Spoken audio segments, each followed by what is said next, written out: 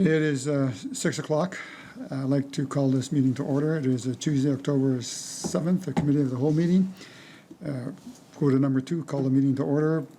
B, the meeting be called to order and the agenda for the meeting adopted as circulated. There's a couple additions to it. There's 7.1 legal, 7.2 bylaw, and also there will be opening remarks after number 2. So I will start with opening remarks.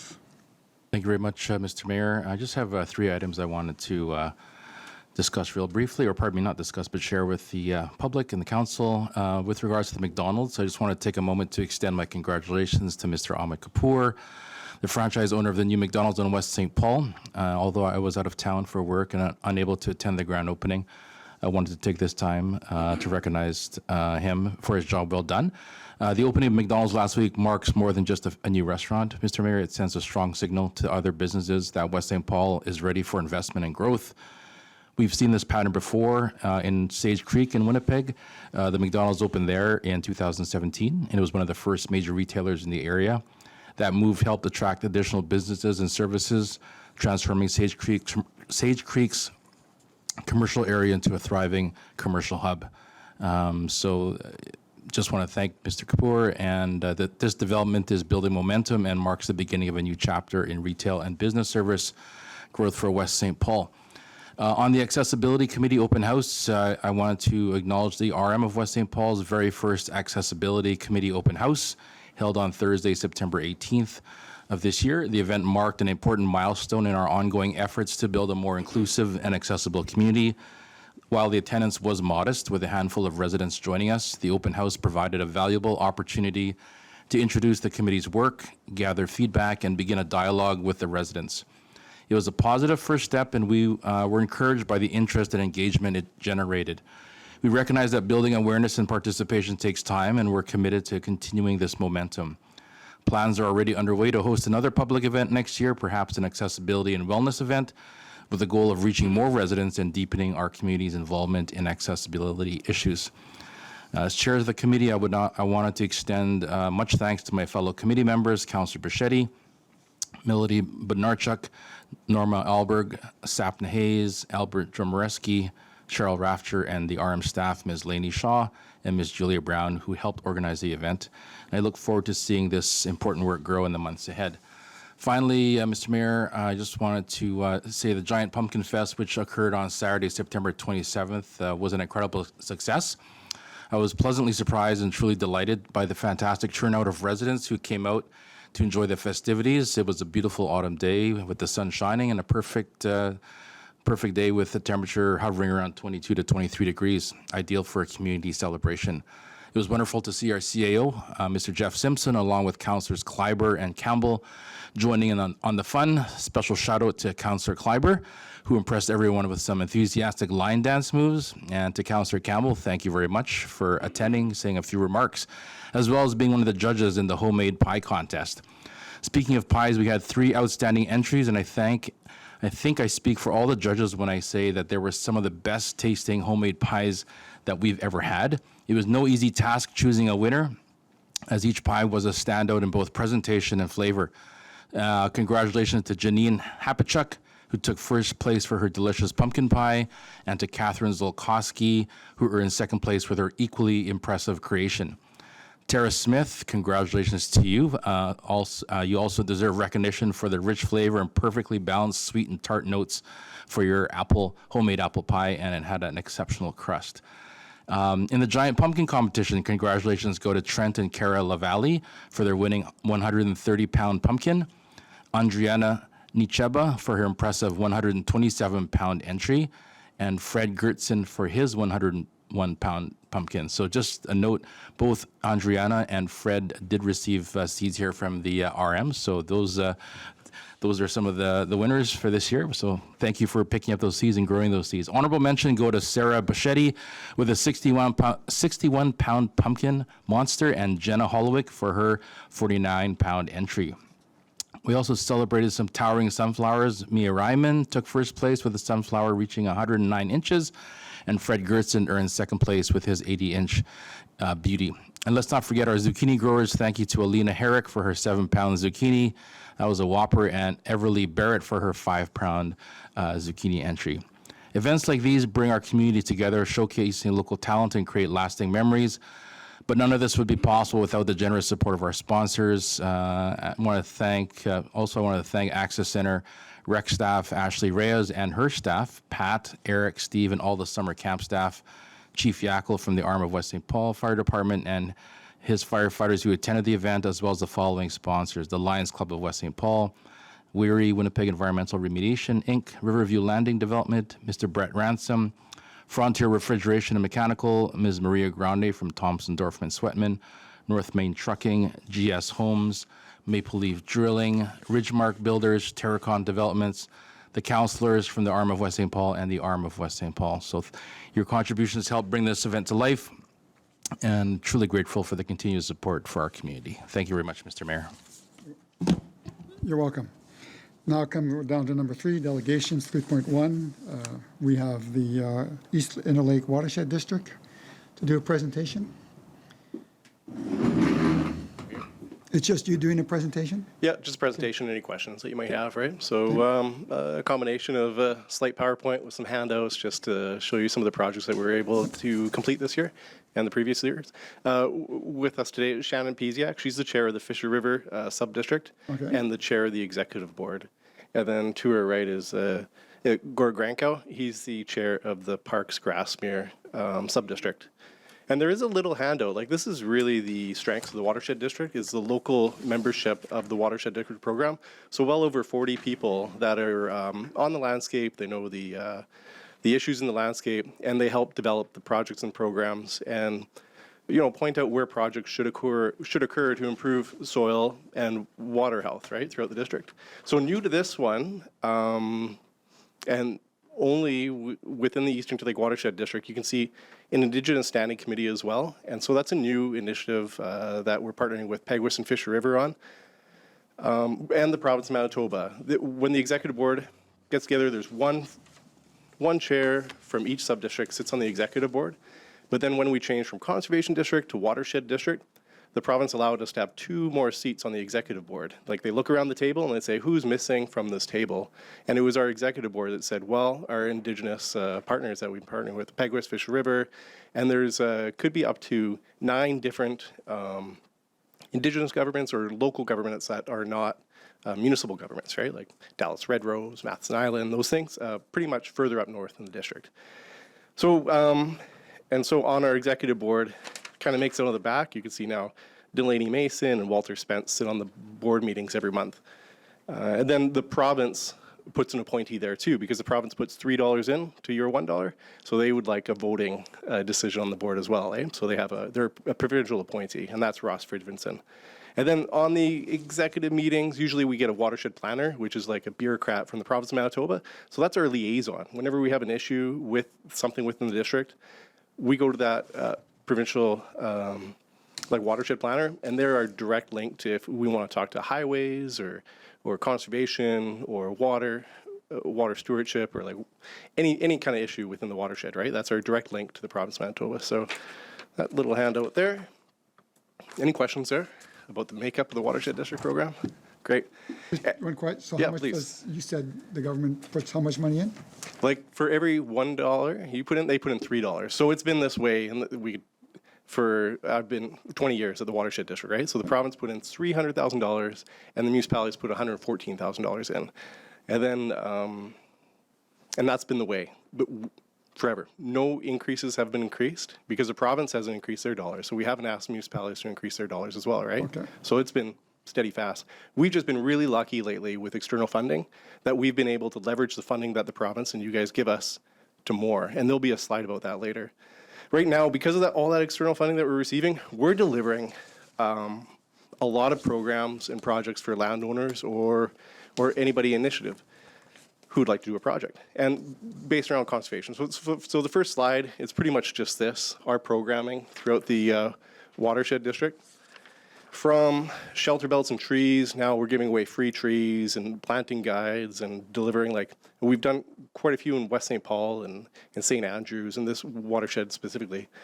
Conservation contracts, so now we can keep landowners, pay them to keep class 1 and 2 wetlands, anywhere between $25 to $150 an acre. Every year that landowner gets paid to keep that wetland on the field instead of draining it and, and putting pressure on the Grassmere drain, things like that, right? And then Regen Ag is just another initiative. We got over $40 million from the federal government for the next 3 years to improve soil type. So the best place for water to be is in the soil, and the best way for water to get into the soil is to implement these BMPs. And these BMPs are to improve the soil, and you can see what happens after we get a rain event. The water sits on the soil for hours, days sometimes. Like if you get an inch of rain, it just sits on the soil. And then if you get 2 inches of rain, it's there for a long time. We see it everywhere. But the farmers that are practicing Regen Ag, and there's 5 practices we'll show later, that water is now getting absorbed into the soil. And there's more infiltration in the soil. That soil becomes healthier, has more living microbes in it that's healthier for the plants. And we send farmers on the farmers pay good money to go away for weeks on end to learn about these practices. And some of these programs are like an initiative to get these farmers to do those practices.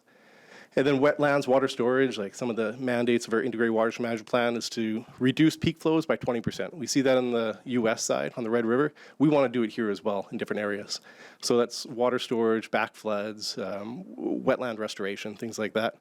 And then drinking water protection, as you know, 100% of people in the Interlake rely on groundwater for their source water, for their drinking water. And so we have programs to protect the aquifer as well. And then grassland uplands, I'll show a little slide later on how we're moving ahead on bringing back tall grass prairies. And probably one of the best things that you can do for water infiltration and biodiversity throughout the watershed.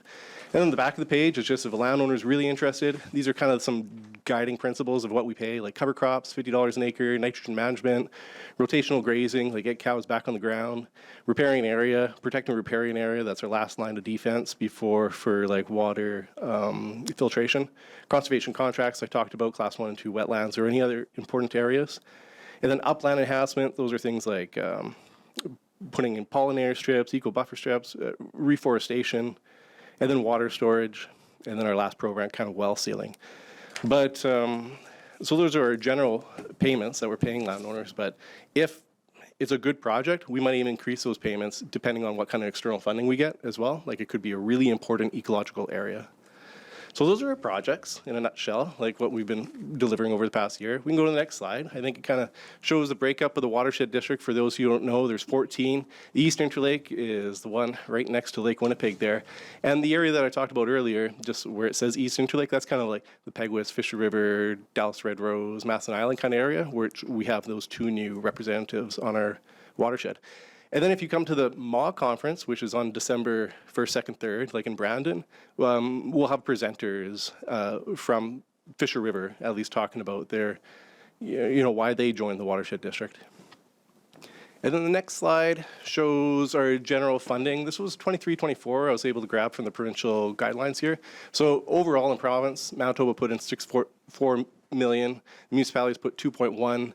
We got external funding of 7.7. I'll talk about those later. The big one was that 13.3 million from the federal government called the Prairie Water Climate Program. That's that soil enhancement. So put carbon back into the soil, improve water infiltration in the soil, put less inputs onto a field, and which gives the farmer a better bottom line at the end of it.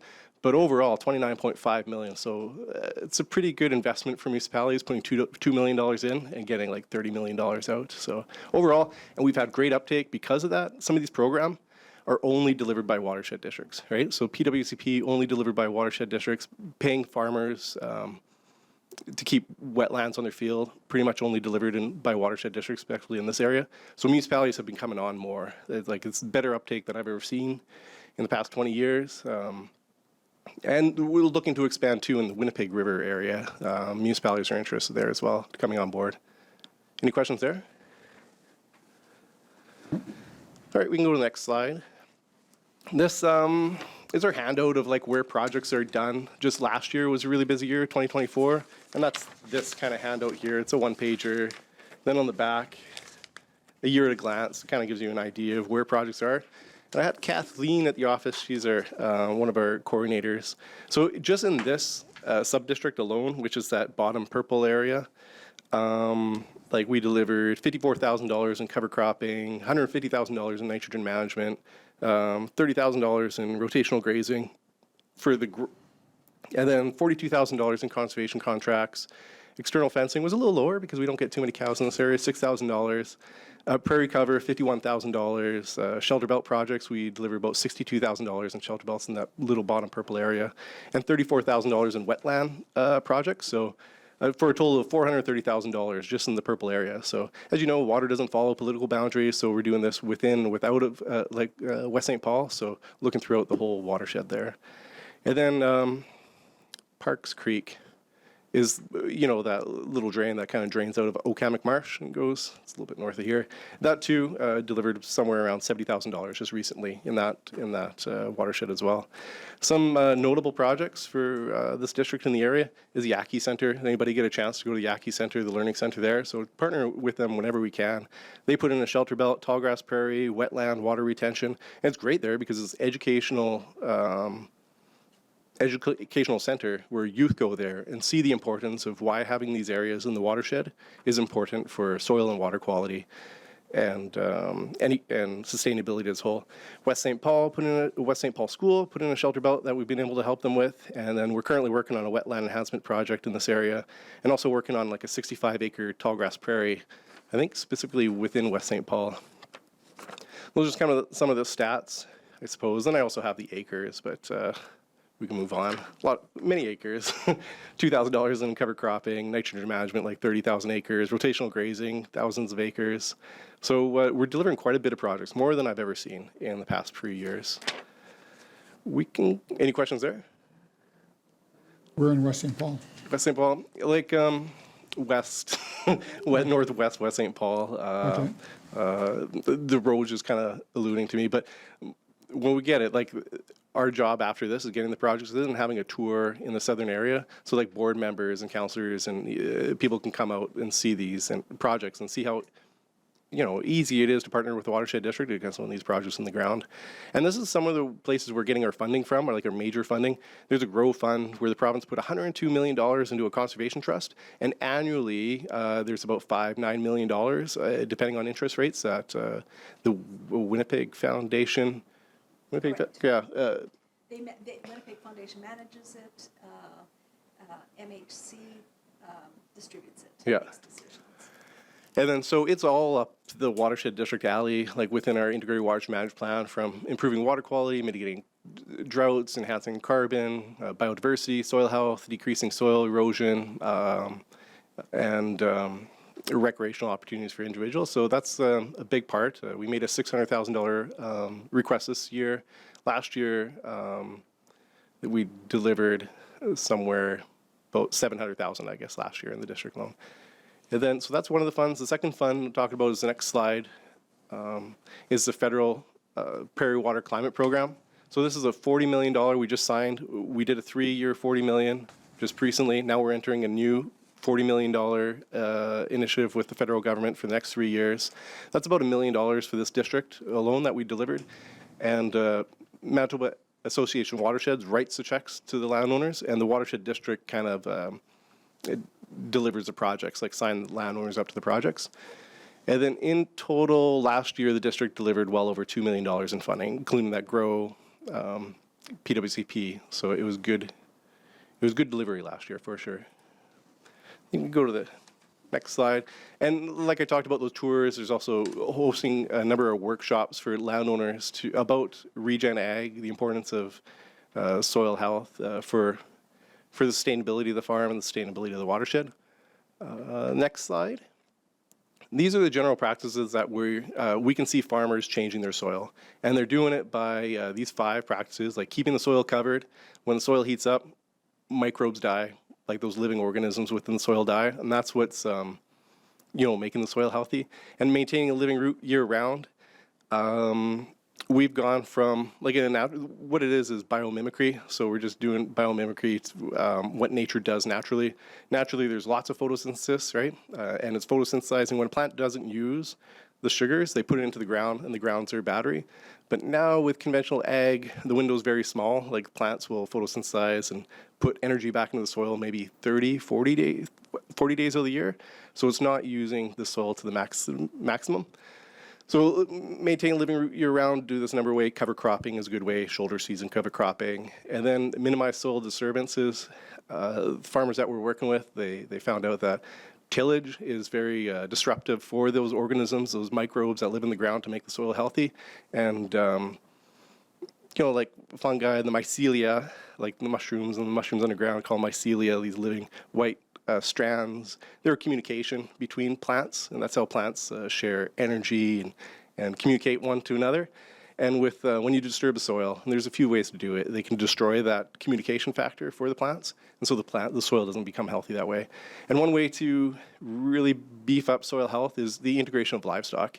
Like the prairies, tall grass prairies, there's one species that just helped the ecosystem quite a bit. The bison would roam the land, knock down the tall grass prairies, and then turn that into a form where it would feed the microbes. The microbes would feed the plants, and the soil would become healthy. So the integration of livestock is really important. And then maximum crop diversity. Like in nature, you see things growing well. Nobody's really fertilized the Amazon rainforest, but it still grows big and strong. But it's the diversity that's there. The plants are sharing energy. They don't use the same resource all at once. So maximize crop diversity. There's some farmers that are using multiple species in one harvest, or they're doing that shoulder season as well, like they're having different crops at the beginning or the end of the year. So a few different ways to do those projects. One thing that's not on there is just a sixth step, which is pretty important for the landowners or farmers, is just context.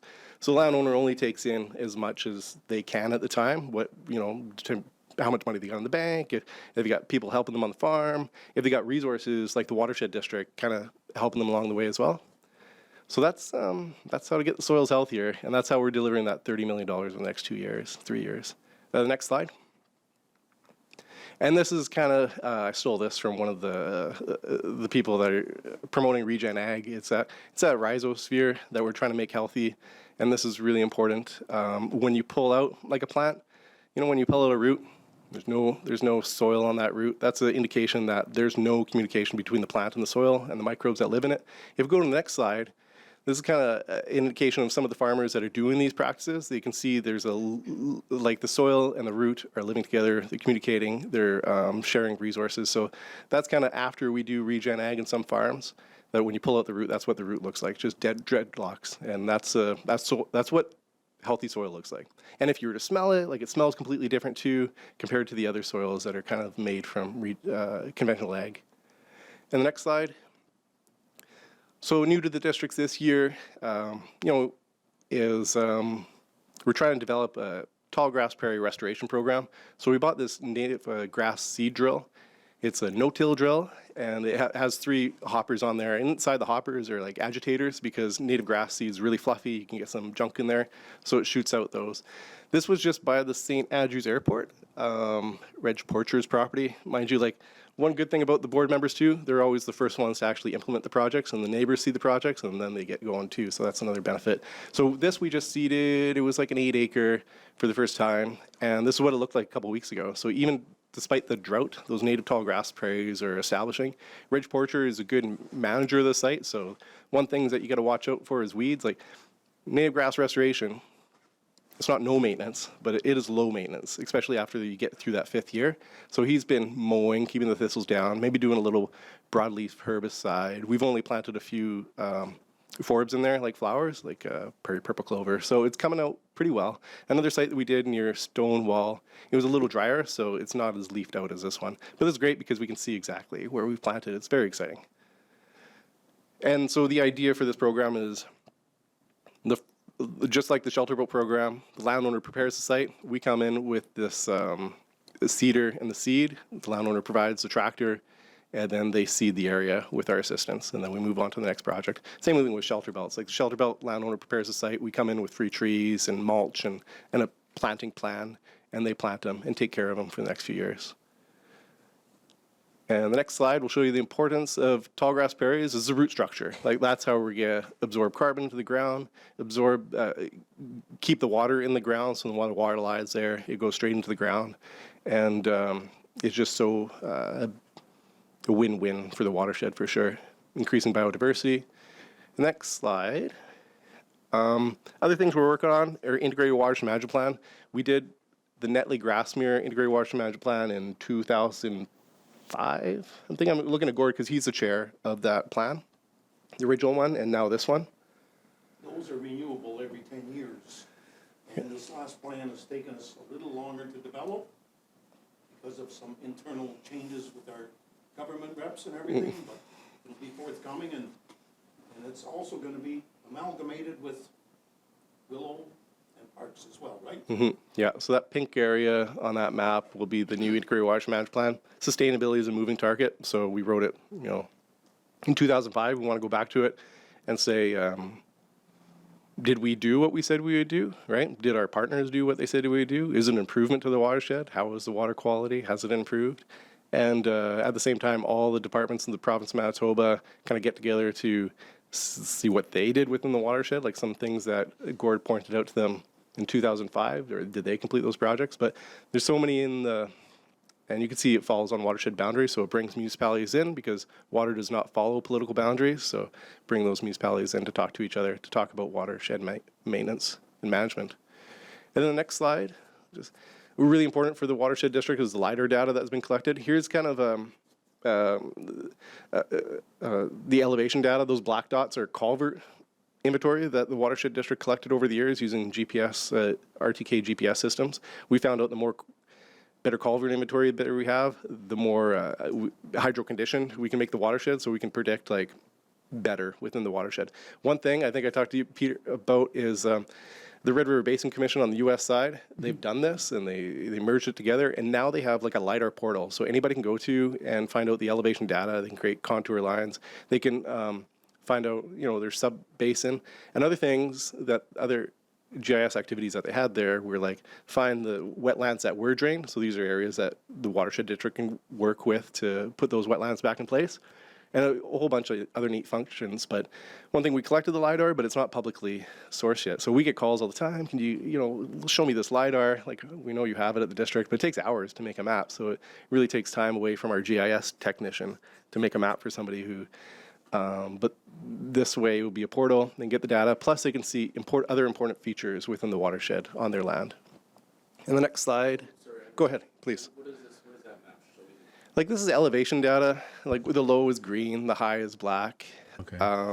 It's just elevation, and it's centimeter accuracy, this elevation data, right? Like just 2-3 centimeter accuracy. So we could see where the streams are running. We could see where we could do a pinch point or a backflood, which is really important for us. Even where to plant trees or where not to plant trees, or how to move water more efficiently. We could see,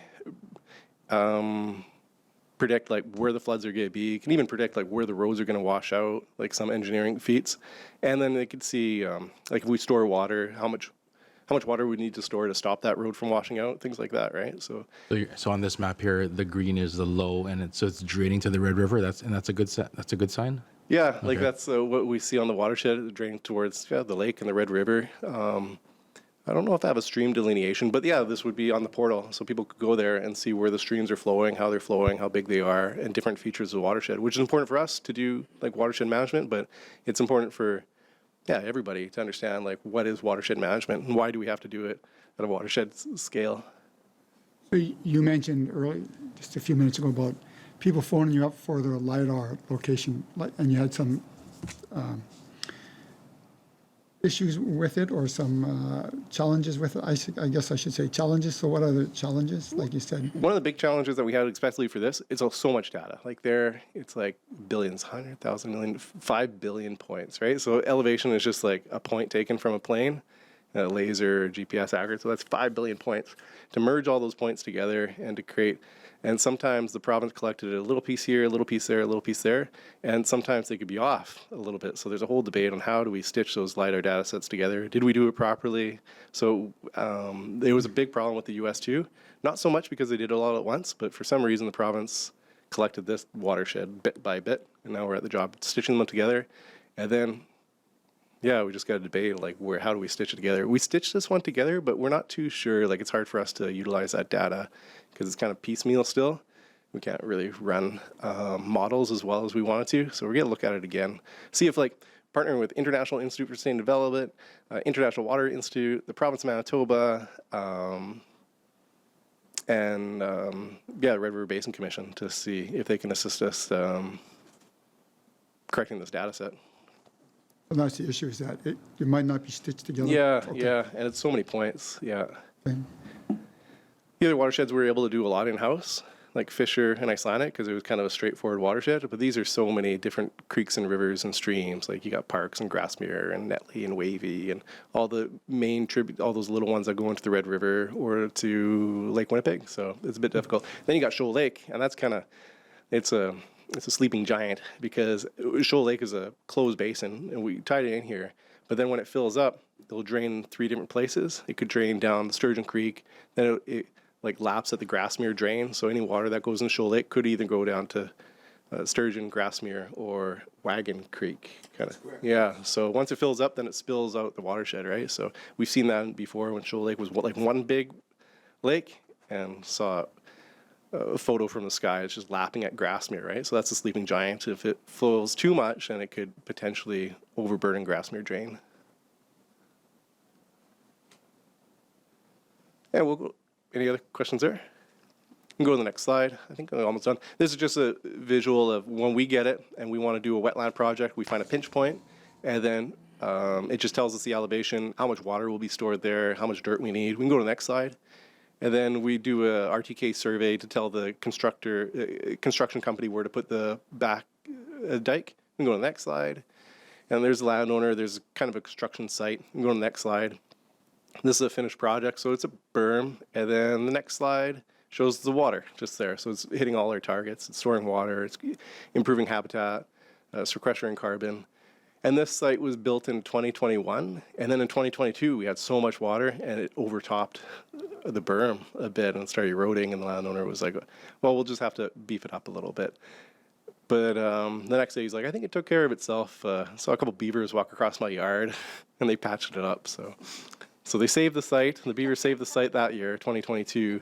And then I think in 23, we were able to really enforce that site. So it's good to go now. I think that's pretty well lit. Another slide, maybe? I don't know. We moved. So this is our new office. Been there for 3 years. This is our 3rd season. We moved there. And we had a downtown office in Gimli, and there was a developer who wanted that office. So I said, well, you can have this office if you buy this 2-acre lot over here where we wanted and build us a new office. And they were game. So they built us an office kind of at cost, and we swapped the properties. And then if you go to the next slide, it kind of shows where it is. If you're ever in Gimli, just come out. It's just down Gimli Park Road, kind of close to the lake. But we're tucked away. If you're gonna go buy fish at Smith's Fish, just go a little bit further. You'll find our office. So be happy to have you out anytime. I think that's the end of the presentation. I think I covered mostly everything. I think Councilor Paxton has some questions. Yeah, thanks for the presentation. I wanted to ask you some questions about the drinking water protection. You talked about, really briefly, the well inventory program. I guess it says on your slide that you take samples and you monitor it to better understand the risks to drinking water sources. Mm-hmm. So, that was a while ago. It was Okay. a partnership with the province of Manitoba. They provided. They picked up the tests for bacteria and nitrates in some areas, especially this watershed in Stonewall, where there's low surface of bedrock. You get nitrate contamination in some areas.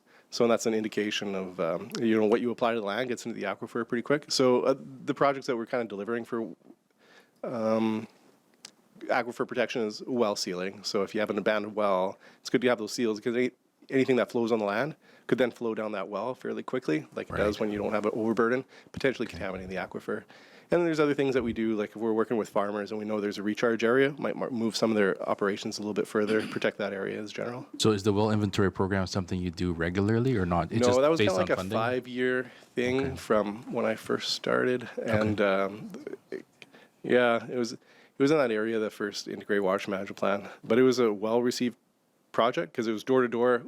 not only did we sample the water and we took it in, the landowners figured out how much bacteria, nitrates they had in the water, but they also received like this literature as well. Like maybe we found a project that way as well. So it was really door to door, especially when the district first started. We had to get the word out there that these are programs for people within the watershed. And You at any point deal with any planning districts in the watershed district with regards to development? we've been a commenting agency of planning districts, and so anytime the development comes across our desk, and we look to the integrated watershed management plan to see, well, there's some things that are pretty heavy in some of the integrated watershed management plans, like restriction of development next to like waterways, like major waterways, like Lake Winnipeg or Icelandic River or Netley Marsh, and in flood-prone areas, or if there is like a destruction of really important ecological good services, like a really healthy riparian area or a really important wetland, then we'll make a comment, especially if it's we can justify it with our integrated watershed management plan. So, and some of them go through, I think, yeah. Good. Thank you very much. Okay, go ahead, Councilor Bichetti. Great presentation, Armin. I sat on here when it was EICD, from 2010 to 14, and these were a lot of the projects that Gord was on there still, that, we were all talking about making happen, but it was finding funding back then. That was the hardest thing. So it's really good to see that, the funding's finally come in, and, other government departments have realized the importance of this. And because back then there was a lot of, I guess, committed, you can see still here, so it's still in there, and committed to to clear this up. And it's good to see that the funding's finally starting to come in and the projects are going on. So good presentation. Thank you. Thanks, yeah. Just prepared, we have a sub-district meeting this Thursday in Toulon, I guess. So that's when all the sub-district come, and we do kind of the same presentations, maybe have a speaker at that one too. So it's preparing me for the next meeting. Thank you. Thanks for having me. Ironic you mentioned still here to me. I've been with this organization for 20 years. And started right from the grassroots to what we are today. And this is still the grassroots theme that keeps this operational. And again, your citizen rep, your council rep are always invited to attend sub-district meetings, AGM and bus tours, everything else that goes on. So if you want to stay in the loop, they should be attending. Thank you very much. Appreciate your time. Thanks Great for having us. presentation. Great.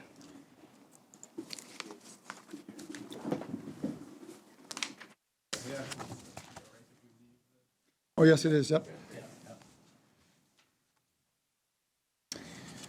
So next on the list is, on the agenda is, let's see, 4.4.1 miscellaneous correspondence for the month of September, received as information. Does anyone have any comments, questions? Okay, go down to 4.4.2, Seven Oaks School Division Assessment Appeal, received as information. Anyone have any questions?